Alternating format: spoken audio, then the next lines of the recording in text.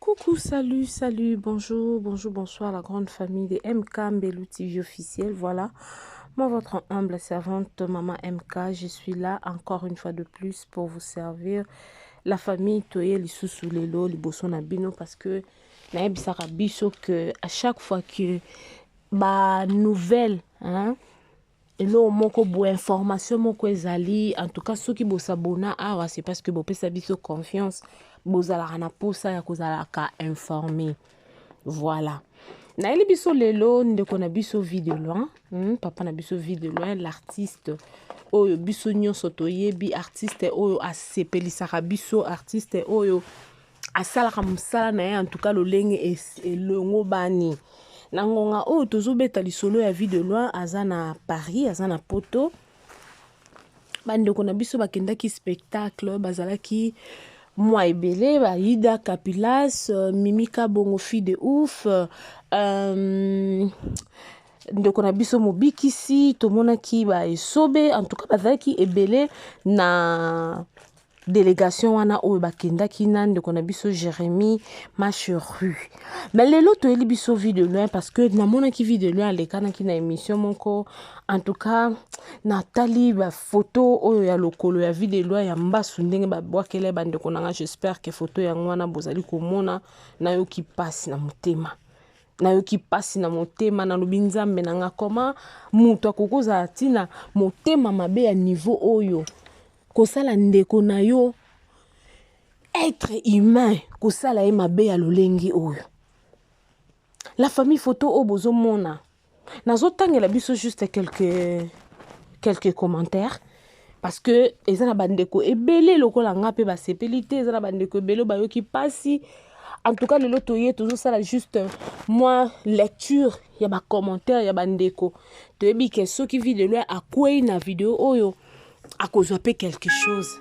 Et ça, on comme sous lobby courage. Et ça, on comme sous lobby et le monde est méchant. Hein? Vis longtemps, vis de loin. Que le Seigneur te garde. De qu'on a biso à bondel pour n'ande qu'on a biso vis de loin lobby, vis de loin à vivre longtemps. Nzambe abattre la haie. De comme sous lobby que le Seigneur soit au contrôle de tout. Vis de loin, reste en Europe pour te faire soigner, mon frère. Que Dieu te bénisse, vie de loin. Ndeko o alobi apesi vie de loin conseil que nenge azana poto kuna azonga te atikala kuna pona ba soins médicaux parce que toyebi que malgré na Congo na biso tozana ba docteur o baza que na bamboka misusu neti ba Afrique du Sud wana bato misusu bakoma kutu ko préférer so ake na ba clinique minene akuta na ba docteur o ba spécialiste ya ba congolais ba camerounais ba nigérien hein na bamboka misusu neti ba Afrique du Sud wana malgré mindele pe bazali na bango. Mais tu dis que bandeko na biso pe ba congolais bazara na ba makasi pe na ba très intelligent bandeko na biso ba docteur ya Congo. Mais bandeko ba conseiller vie de loin que atikala en Europe pour que azwa vraiment ba soin ba landela penda deep bomo ba photo tala ba photo msuta vie de loin longue changer et longue boti misuni o mona ke ndeko nenga zalaki azali susu bongo te. Ndeko msusu na commentaire à lobby le Dieu vivant et le véritable amour te guérir, sois fort et crois en lui. Ndeko msusu à lobby c'est vraiment triste. Ndeko msusu à lobby courage, il y a de loin, vis longtemps. Courage mon frère. Nzambe azana bon moi. Ba commentaire msusu ndeko msusu à lobby nzambe ya lola abikisa yo ya de loin mokili mawate vraiment mais justice ya nzambe ezali. Nakoloba likam o natina na justice ya nzambe ezali. Pourquoi? Parce que tout le monde a toyebi ete tout se paye ici-bas. Bandeko nanga nyonso o tosala na se na moi. Ata yo lelo sali mutu mabe o tambola obi nzamba bateli olamuki lobi osali su mutu mabe olali olamuki. Mais dis-toi qu'il y aura un jour balobi 99 jours de vol et un jour d'attrape. Comment on a ndeko na biso tala lokola papa na biso vidéo ndenge comme la famille na yoki pasi na motema. Je me suis dit Seigneur pourquoi est-ce que mawe koki aussi la namite mabatu na tango kala ba makambo bo ezalaka te mais ba maladie oyo ezalaka mais biloko to banda ko mona ngotele biso to kola tango biso to kola pena na ba époque na biso ba biloko bo ezalaka te La famille ata mabe yango asala bino. Mais boye pété. Hein? En tout cas, vu longtemps, ya Charlie de nous, le Seigneur te préserve. Que le bon Dieu veille sur toi. De comme sous Salobi, je crains qu'il développe un pied diabétique. Seigneur, fais en sorte que ça n'arrive pas à ce stade, s'il vous plaît. Voilà. Tout que nous avons un message, c'est un message very deep, c'est un message très profond. De quoi Lobi, je crains qu'il développe un pied diabétique. Seigneur, fais en sorte que ça n'arrive pas.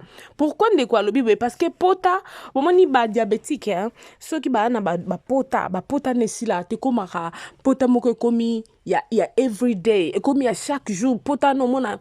Omona ngone tsile kangami omona ngone ezongi omona ngwe sile omona ngwe ezongi donc on a vu ça lobi azobanga que pota wana ekoma le kolo wana ekoma te ke ekoma ya diabétique ekoma te na kombo ya nzambe nzamba na bon moy nzamba za na bon moy malgré que le cœur de l'homme est torturé.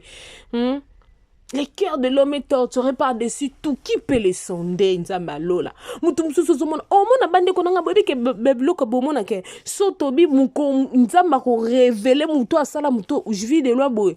Bon mona ka ke ça proche ne penda o batbaner même pas ko s'attendre que koke ozalaye. Eh, ils a passé hein? De comme ça lobi mbasu eza kaka kindokite évitant de voir le diable partout. C'est une maladie qui peut arriver et soigner calmement. Bon rétablissement à l'artiste. Non, bien sûr que mbasu eza kindokite mais siko il y a maladie ango eza kaka babwa kele koto ndekonanga. Hein? Glem sous photo le ba makambozo réfléchir quand même. Faut réfléchir ça. Mba seza maladie tata wakala ba maladie nyonso to tozomona lelo oyo. Ezalaka déjà. Ba mpese, lukika, kintuntu, nyonso ezalaka même comment na ba maladie leko ya ba mbasu boye na tan wakala. Ezalaka penza ndenge komi lelo boye te. Oye lelo ekomi kimutema mabe. Et comme il me t'aime, ma belle famille, je vous jure, Nathalie le colère de l'on non, Seigneur. Et pitié, nzamba ukamawa. Mais, na elo na sepelika parce que vie de leur santé penza au monake. Elonge boti misuni au mona mutu penza bandi ko se rétablir en tout cas bonne guérison à vous ya Charlie nonga esikoza kuna na poto nzamba lola a continuer ko protéger yo.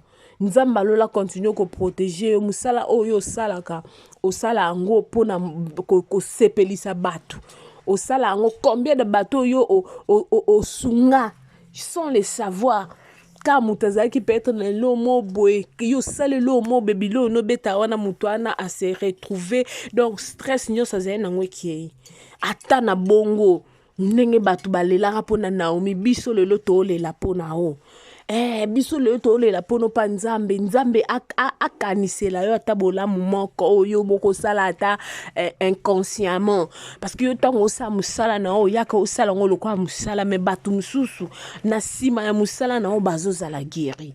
En tout cas la grande famille de M Kambelu TV officiel to yaki nazaki juste na besoin ya ko apporter les biso ya ko apporter les biso éléments oyo parce que tong na moni ba photo on a bi non Seigneur. Pas jusque-là, pas jusque-là. Nzamba kosunga oya de loin, tout ira bien. Okoyoka bien le colono et kozonga bien na kombo na Yesu. Le colono penza ezonga bien na kombo na Yesu. Nzamba lola abatela yo. La grande famille, si vous êtes nouveau ici sur cette chaîne M Kambelu TV officiel, je vais juste vous demander de vous abonner. Ok, abonnez-vous massivement, aimez, commentez, partagez le lien, ça nous fera énormément du plaisir. Vous savez, ces chaînes est pour vous. Si vous avez des remarques, des conseils, des suggestions, n'hésitez pas à nous laisser sous le commentaire parce que votre voix compte énormément pour nous. Votre voix, je vous jure, ça compte. Parce que si vous venez me dire dans le commentaire que maman MK, vous savez, la façon dont vous parlez, vous ne parlez pas bien, je vais essayer d'améliorer. Mais si vous ne me faites pas de remarques, si vous ne me conseillez pas, si vous ne me... Et que ça la passe si ce qui vous salit eloko wana te. Parce que moi, ma mère m'a toujours dit que mwana oyo ayokaka conseil eza mwana oyo akendaka liboso. Mwana oyo soki bapesi conseil ayoki pe atie na misala eza mwana oyo akendaka liboso. Sur ce, je suis très heureuse encore une fois de plus ya kozala liboso na bino. En tout cas, esengo nanga eza koyelaka bino ba matière ya boye, koyelaka bino ba nouvelle oyo bozali kozela na kati ya MK Mbelu TV officiel. Voilà, c'était juste là, je me suis dit que je vienne un peu pour qu'on essaie un peu de partager. Prions pour Vie de Loin. Yo ndeko oyo lingaka ndeko na biso Vie de Loin Charlie Nonga sambela pona ye soutien na yo ezaka mbongo te, même par te prière nzambe oyo ayokaka libondeli ya mutu oyo aza tana fin nzambe wana akoyoka yo, parce que notre Dieu c'est un Jéhovah Rapha, le Dieu qui guérit. C'est Dieu là va guérir notre frère et il va se rétablir akokoma en forme pe akokontinuer kosala biso musala oyo to lingaka asala oyo ezali théâtre koya kosepelisa biso koya kolongola biso ba stress. Merci beaucoup na bino na linga bino mingi. Ba bon anniversaire na bandeko nyonso babotami na mois de mai. En tout cas, nzamba mona bino année oyo de plus ebakisami une année ezala une année de bénédiction, de protection, de succès, de l'élévation. En tout cas, je suis là pour vous et je vous aime de tout cœur. On se retrouve à la prochaine avec une nouvelle émission ou une nouvelle analyse avec votre humble servante Maman MK Mbelu TV officiel. Est-ce que tu es déjà abonné? Si tu n'as pas encore fait ou si vous n'avez pas encore fait ça, en tout cas, n'hésitez pas d'appuyer sur la cloche de notification. Oh, bisous, bisous. Bye.